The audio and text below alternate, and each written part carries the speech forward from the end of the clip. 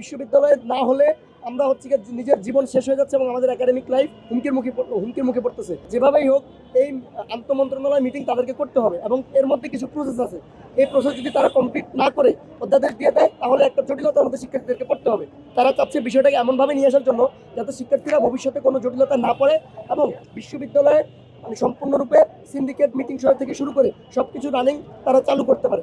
সেক্ষেত্রে তারা 25 ডিসেম্বর আন্তঃমন্ত্রণালয় মিটিংয়ের আয়োজন করে, কিন্তু অধ্যাদেশ কবে জারি করবে সেটার কোনো সুস্পষ্ট রোডম্যাপ আমাদেরকে দেয় নাই। আমরা যখন তাকে জিজ্ঞেস করি যে স্যার আসলে আমাদের অধ্যাদেশটা দরকার, আপনারা আন্তঃমন্ত্রণালয় মিটিং করেন বা বাকি যে প্রসেসগুলো আছে সেগুলো অতি দ্রুত সম্পন্ন করে 25 তারিখের মধ্যে দেশটা জারি করার ব্যবস্থা করে। বাট আমাদেরকে বলা হয় আসলে আন্তঃমন্ত্রণালয় মিটিংটা তারা 25 তারিখ ছাড়া করার কোনো স্কোপ নাই। সেক্ষেত্রে আমরা আপাতত 25 তারিখ পর্যন্ত আমাদের আন্দোলন স্থগিত রাখলেও আমরা জোর করে দাবি জানাতে চাই যে 25 তারিখের মধ্যেই বা 25 তারিখের ভিতরেই তারা আন্তঃমন্ত্রণালয় মিটিং করে আমাদেরকে অধ্যাদেশ জারির ব্যবস্থা করতে হবে।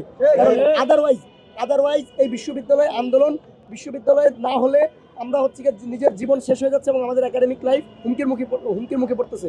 আর 24-25 সেশন ঢাকা সেন্ট্রাল ইউনিভার্সিটিতে 11,000 শিক্ষার্থী ভর্তি হয়েছে, অর্থাৎ রাষ্ট্র যাদেরকে ভর্তি নিয়েছে তাদেরকে ক্লাসে ফেরানোর ক্ষেত্রে শিক্ষা উপদেষ্টা বদ্ধপরিকর এবং তিনি বলেছেন যে আমার শেষ নিঃশ্বাস থাকা পর্যন্ত, উনিভাবে বলেছেন আমার শেষ নিঃশ্বাস থাকা পর্যন্ত এদেরকে ক্লাসে না ঢুকে আমি ছাড়বো না।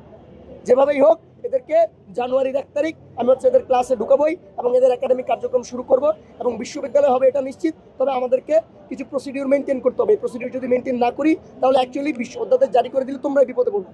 তো সেক্ষেত্রে আমরা শিক্ষা উপদেষ্টা এবং রাষ্ট্রের সার্বিক নিরাপত্তা, জনগণের হ্যাসেলের কথা চিন্তা করে, আমাদের একাডেমিক লাইফের কথা চিন্তা করে আমরা সরকারকে এই যৌক্তিক সময় দিতে বদ্ধপরিকর হয়েছি এবং আপাতত সাময়িক সময়ের জন্য 25 ডিসেম্বর পর্যন্ত আন্দোলনটা স্থগিত করে এটা দাবি জানিয়ে দিতে চাই যে অধ্যাদেশটাই যেহেতু 25 তারিখের মধ্যে আমাদেরকে দিয়ে দেয়, কারণ আমরা আর সময় হেরাফেরা করতে চাই না।